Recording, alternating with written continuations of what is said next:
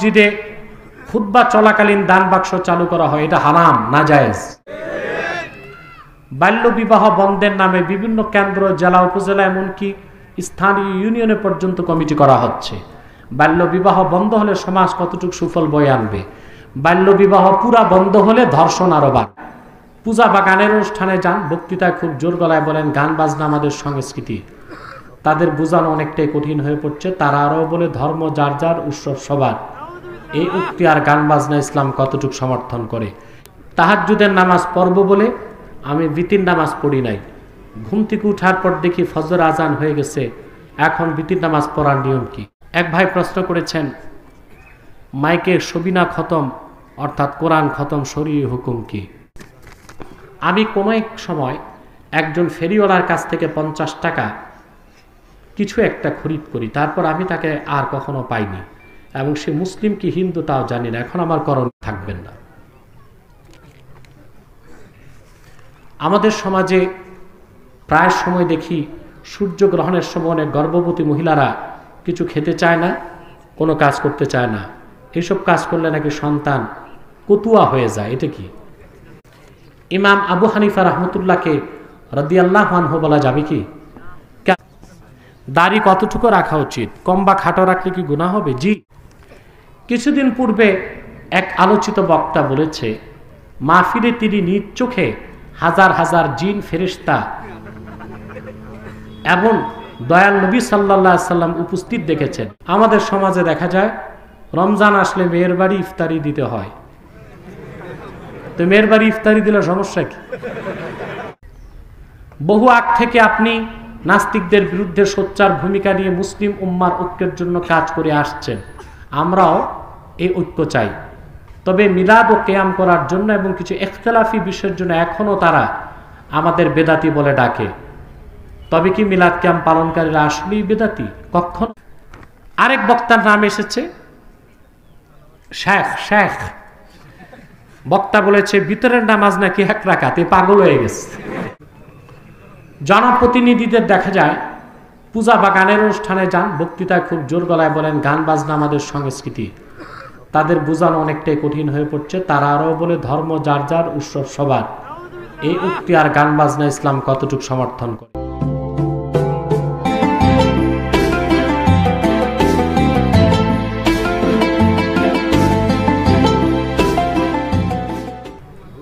অনেক মসজিদে খুতবা চলাকালীন দান বাক্স চালু করা হয়, এটা হারাম, নাজায়েজ। পরিষ্কার ফতোয়ার কিতাবে এসেছে, ওয়া ইদা সাইদাল মিম্বা ইমামু আলাল মিম্বার লা সালাতা ওয়ালা কালামা ওয়ালা সালামা ওয়ালা রাদ্দাস সালাম। ইমাম মিম্বরে বসে যাওয়ার পর, উঠে যাওয়ার পর কোনো নামাজ, দোয়া, সালামের জবাব কিছুই চলবে না, সব নাজায়েজ। তো সেখানে দান বাক্স চলা কি জায়েজ হয়? আগে পরে টানাটানি করবেন দান বাক্স। বহু আগ থেকে আপনি নাস্তিকদের বিরুদ্ধে সোচ্চার ভূমিকা নিয়ে মুসলিম উম্মার ঐক্যের জন্য কাজ করে আসছেন।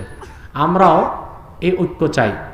তবে মিলাদ ও কিয়াম করার জন্য এবং কিছু ইখতিলাফি বিষয়ের জন্য এখনো তারা আমাদের বেদাতি বলে ডাকে। তবে কি মিলাদ কিয়াম পালনকারীরা আসলেই বেদাতি? কখনো না। মিলাদ শরীফ পড়া সুন্নতে সাহাবা, কিয়াম করা মুস্তাহাব, মুস্তাহসান, সওয়াবের কাজ। উলামায়ে দেওবান্দের একটা বিরাট অংশ নিজেরাও মিলাদ কিয়ামকে সমর্থন করেন। এই জন্য মিলাদ কিয়াম আমরা করেছি, করব। মিলাদ কিয়ামে আমরা আত্মার খোরাক পাই। কেউ যদি না করে সেটা তার ব্যক্তিগত বিষয়, তাকে কিছু বলবো না। কিন্তু কেউ যদি হারাম বেদাত বলে তাকে আমরা ফিতনাবাজ মনে করি। আর কোন যোগ্য আলেম, আল্লাহওয়ালা আলেম কখনো ভারসাম্যহীন ফতোয়া দেয় না। ভণ্ড বাউল বক্তা বা তার মতো গায়কদের জনপ্রিয়তা যুবকদের কাছে বেশি, এটা ভুল কথা। শিক্ষিত যুবকদের কাছে না, ক্যাসরা যুবকদের কাছে বেশি। সম্প্রতি ভাইরাল হওয়া তার গান কেউ ফেরে না খালি হাতে, খাজা তোমার দরবারে, এটার ব্যাপারে তো যা বলার বলেই দিয়েছে। আপনারা কোনো বক্তার নাম নিবেন না, এটা কেন করেন? নামটা কেন নেন? প্রশ্নটা করুন আমাকে।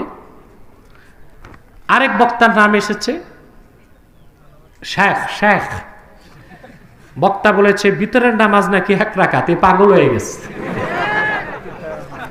রাসূলুল্লাহর হাদিস 1 রাকাত কোনো নামাজই নাই, ওইতের নামাজ 3 রাকাত, যা সহিহ বুখারীর হাদিস দিয়ে সাব্যস্ত।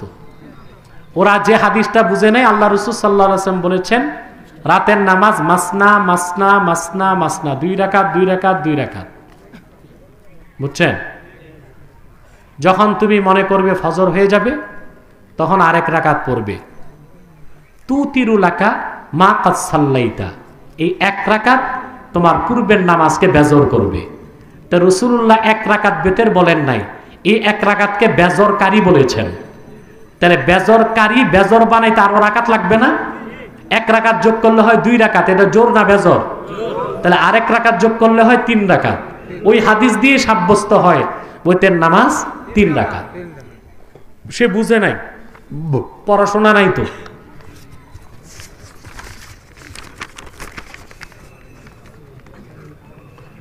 জনপ্রতিনিধিদের দেখা যায় পূজা বা গানের অনুষ্ঠানে যান, বক্তৃতায় খুব জোর গলায় বলেন গান বাজনা আমাদের সংস্কৃতি। তাদের বোঝানো অনেকটাই কঠিন হয়ে পড়ছে। তারা আরও বলে ধর্ম যার যার, উৎসব সবার। এই উক্তি আর গান বাজনা ইসলাম কতটুকু সমর্থন করে? এই কথা যারাই বলেছে তাদের ঈমান নষ্ট করে ফেলেছে, তাদের তওবা করতে হবে। আর গান বাদ্য ইসলামের সম্পূর্ণ নাজায়েজ এবং হারাম। আল্লাহ তাআলা সূরা লুকমানে বলেছেন ওমিনান নাসি মান ইয়াশতারি লাহওয়াল হাদিস লিইউদিল্লা আন সাবিলিল্লাহি বিগাইরি ইলম ওয়া ইয়াত্তাখিযাহা হুজওয়া। এই আয়াতের ব্যাখ্যায় 27 জন মুফাসসির একমত, গান বাদ্যকে আল্লাহ হারাম করে দিয়েছেন। বাল্য বিবাহ বন্ধের নামে বিভিন্ন কেন্দ্র, জেলা, উপজেলা, এমনকি স্থানীয় ইউনিয়নে পর্যন্ত কমিটি করা হচ্ছে। বাল্য বিবাহ বন্ধ হলে সমাজ কতটুকু সুফল বয়ে আনবে? বাল্য বিবাহ পুরা বন্ধ হলে ধর্ষণ আরো বাড়বে। 6 বছর 8 বছরের মেয়েরা ধর্ষিত আরো বেশি হবে। ইসলামে বাল্য বিবাহ বলতে কিছু নাই, আছে বালেক বিবাহ। বালেক বালেগা খুশি মনে যদি বিবাহে আবদ্ধ হতে চায়, তাহলে এটা বাধা দেওয়া উচিত নয় শরীয়ত মোতাবেক, ঠিক কিনা? এদিক দিয়ে বাল্য বিবাহ বন্ধ করলেন, আর ওদিক দিয়ে ফ্রি মিক্সিং, লিভ টুগেদার। যে কোনো বয়সের ছেলে মেয়ে একটু যদি ফষ্টি নষ্টি করে পার্কে যাইয়া, তাতে সমস্যা নাই, বাচ্চা মানুষ করতেই পারে। না জায়েজটা জায়েজ করলেন, আর জায়েজটা না জায়েজ করলেন। তালকিন কি? তালকিন করা কি জায়েজ? মৃত ব্যক্তিকে কবর করার পর কবরের 4 কোণায় 4 জন ব্যক্তি বসে কি কিছু তেলাওয়াত করবে? না, হাদিস এসেছে তালকিন করবেন। কবরের পাশে দাঁড়িয়ে আপনি পড়বেন রাদিতু বিল্লাহি রাব্বা ওয়া বিল ইসলামি দীনা ওয়া বি মুহাম্মদ সাল্লাল্লাহু আলাইহি ওয়াসাল্লাম নবিয়্যা ওয়া রাসূলা। এটাই তালকিন। উল্লেখযোগ্য দিবসগুলোতে মিনারে ফুল দেওয়া, পহেলা বৈশাখে মঙ্গল শোভাযাত্রা আয়োজন করা, পহেলা বৈশাখে ভালো কাজ করলে বা ভালো খাওয়া দাওয়া করলে সারা বছর ভালো কাটবে, এ ধরনের বিশ্বাস করা কি? দেখুন, যারা ইমানের সাথে ভাষা আন্দোলনে শহীদ হয়েছে তাদেরকে শ্রদ্ধার সাথে স্মরণ করবেন। পদ্ধতি কি? মস্তক নত করে নয়, নীরবতা পালন করে নয়, বরং তাদের জন্য দোয়া মোনাজাত করে তাদের আত্মার মাগফিরাত কামনা করবে। মঙ্গল শোভাযাত্রায় গেলে ঈমান নষ্ট হয়ে যাবে, কারণ এটা হিন্দুদের ধর্মীয় উৎসব, সংস্কৃতির নামে বাংলাদেশে আমদানি করা হয়েছে। পহেলা বৈশাখে ভালো কাজ করলে, ভালো খেলে সারা বছর ভালো থাকবেন, উদ্ভট ভিত্তিহীন কথা।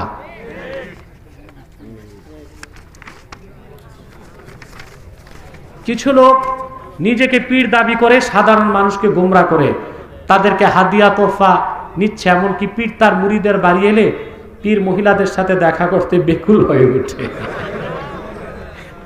অনেক সময় মুরিদকে জিজ্ঞেস করে বসেন, তোমার স্ত্রী কি আসে নাই? না, উযবিল্লাহি মিন যালিক।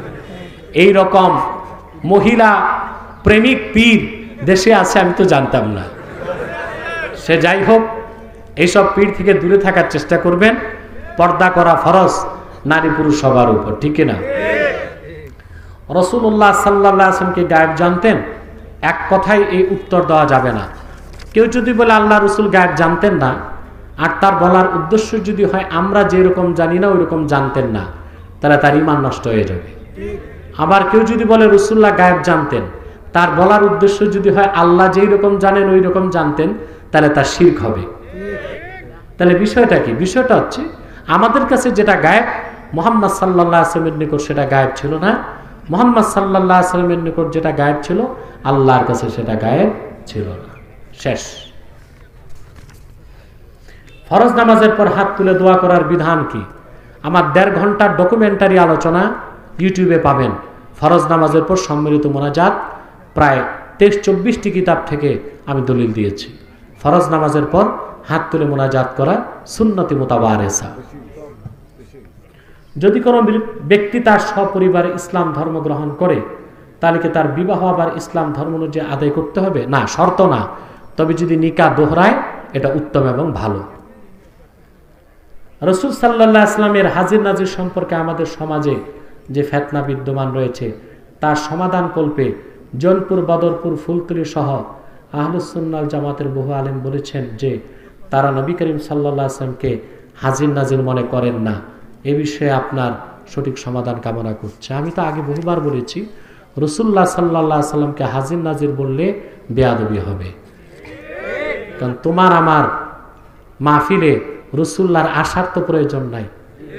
আর আমরা সবাই কি পবিত্র? কথা বলে না। তাইলে আমরা কিভাবে এটা আশা করি? বরং আল্লাহ রাসূল মুহাম্মদ সাল্লাল্লাহু আলাইহি ওয়াসাল্লাম হায়াতুন নবী, তিনি জান্নাতুল ফেরদৌস রওজা মুবারক থেকে সব দেখেন মুজিজাতান, সব শুনেন মুজিজাতান। এই তো না?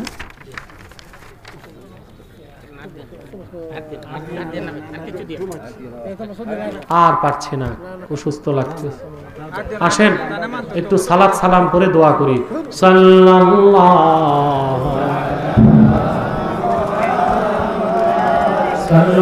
এক ভাই প্রশ্ন করেছেন, মাইকে সবিনা খতম অর্থাৎ কোরআন খতম শরঈ হুকুম কি? চমৎকার প্রশ্ন করেছেন।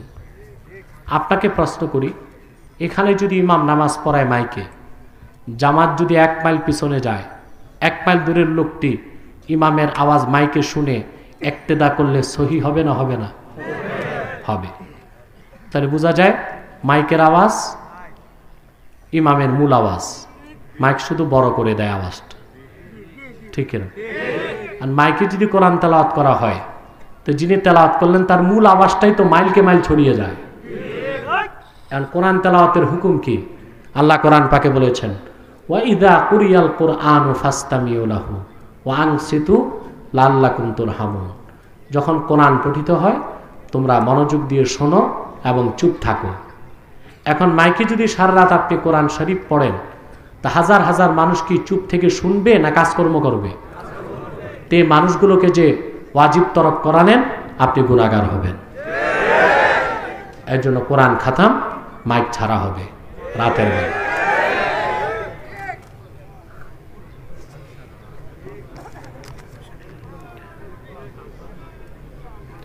তাহাজ্জুদের নামাজ পড়ব বলে আমি বিতির নামাজ পড়ি নাই। ঘুম থেকে উঠার পর দেখি ফজর আজান হয়ে গেছে, এখন বিতির নামাজ পড়ার নিয়ম কি? আপনার বেতের নামাজটা কাজা হয়ে গেছে, আপনি ফজরের পর কাজা হিসেবে তুলে নেবেন।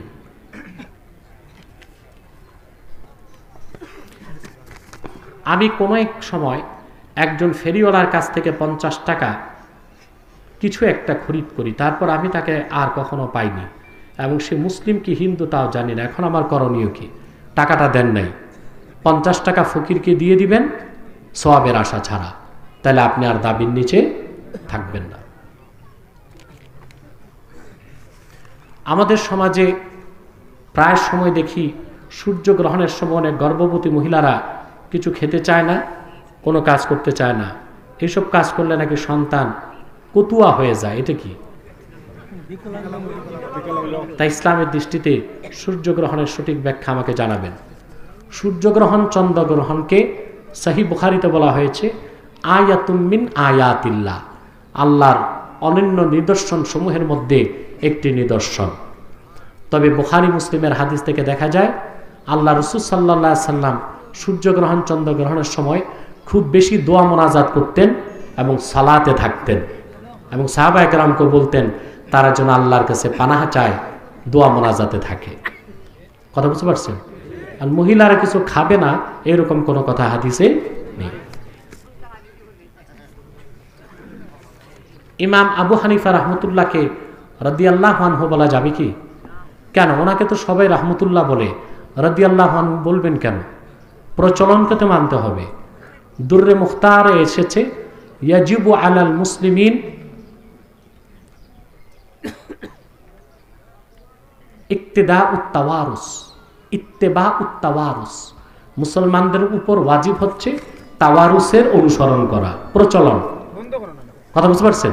কারণ সাহাবা একরামের ক্ষেত্রে উম্মত বলেন রাদিয়াল্লাহু আনহু, আউলিয়া একরামের ক্ষেত্রে বলেন রাহমাতুল্লাহ।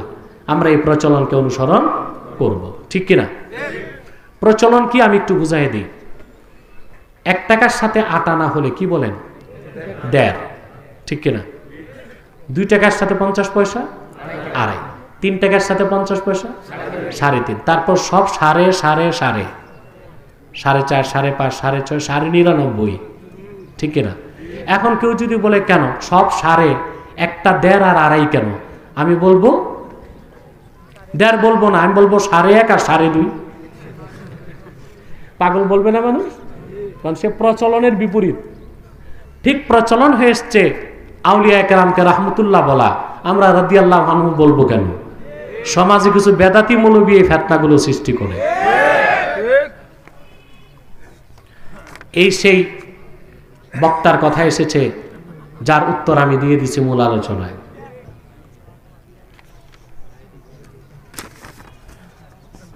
দাড়ি কতটুকু রাখা উচিত? কম বা খাটো রাখলে কি গুনাহ হবে? জি, 1 মুষ্টি দাড়ি রাখা ওয়াজিব, পরিষ্কার। বুখারী শরা ফাইজুল বাড়িতে আনোয়ার কাশ্মীর রহমতুল্লাহ ব্যাপক আলোচনার পর বলেছেন, আম্মা কাতউন ফামা দুনা যালিকা ফাহুয়া হারামুন ইজমাআন। 1 মুষ্টির কম দাড়ি কেটে ছোট রাখা হারাম। এটা কি? 1 মুষ্টি দাড়ি রাখতে হবে। 1 মুষ্টির পর আপনি কেটে ফেলতে পারবেন। 1 মুষ্টির পর নাভি পর্যন্ত লম্বা করার দরকার নাই, ঠিক কিনা? 1 মুষ্টির পর কি করবেন? কেটে ফেলবেন। এই যে লামাযহাবী শেখরা দাড়ি লম্বা করতে করতে নাভি পর্যন্ত চলে যায়, না, এটা সুন্নাত না। এটা হযরত ওমর থেকে স্পষ্ট হাদিস এসেছে, তিনি 1 মুষ্টির পর কেটে ফেলতেন। কথা বুঝতে পারছেন? দ্বিতীয় কথা, যারা দাড়ি চাষেন তাদেরকে বলবো আপাতত দাড়ি রাখা শুরু করেন, 1 মুষ্টি পরে রাখেন। কারণ দাড়ি ছাটা হারাম, চাষা বড় হারাম।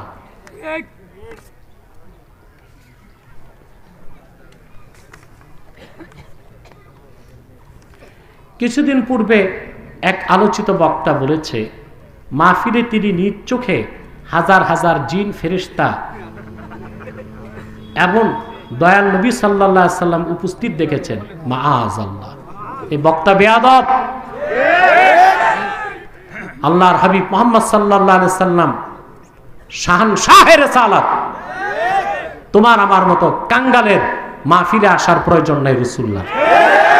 তিনি হায়াতুন নবী, তিনি জান্নাতুল ফেরদৌস রওজা মুবারক থেকে সব দেখেন এবং শোনেন।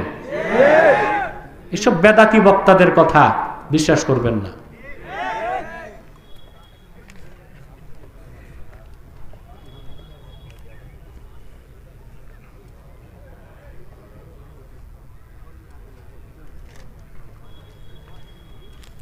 বিতর্কিত প্রশ্ন করবেন না। আমাদের সমাজে দেখা যায় রমজান আসলে মেয়ের বাড়ি ইফতারি দিতে হয়। তো মেয়ের বাড়ি ইফতারি দিলে সমস্যা কি? ইফতারি দেওয়া ইসলামে কেমন? খুব ভালো কাজ। মেয়ের জামাইরে যত দামি ইফতার পারেন খাওয়াবেন। বাধ্যতামূলক চলবে না, পারলে স্বেচ্ছায় পারলে দিবেন। পূজা বা গানের অনুষ্ঠানে যান, বক্তৃতায় খুব জোর গলায় বলেন গান বাজনা আমাদের সংস্কৃতি। তাদের বোঝানো অনেকটাই কঠিন হয়ে পড়ছে। তারা আরও বলে ধর্ম যার যার, উৎসব সবার। এই উক্তি আর গান বাজনা ইসলাম কতটুকু সমর্থন করে? এই কথা যারাই বলেছে তাদের ঈমান নষ্ট করে ফেলেছে, তাদের তওবা করতে হবে। আর গান বাদ্য ইসলামের সম্পূর্ণ নাজায়েজ এবং হারাম। আল্লাহ তাআলা সূরা লুকমানে বলেছেন, ওমিনান নাসি মাইয়াশতারি লাহওয়াল হাদিস লিউদিল্লা আন সাবিলিল্লাহি বিগাইরি ইলম ওয়া ইয়াত্তাখিযাহা হুজওয়া। এই আয়াতের ব্যাখ্যায় 27 জন মুফাসসির একমত, গান বাদ্যকে আল্লাহ হারাম করে দিয়েছেন। বাল্য বিবাহ বন্ধের নামে বিভিন্ন কেন্দ্র জেলা উপজেলা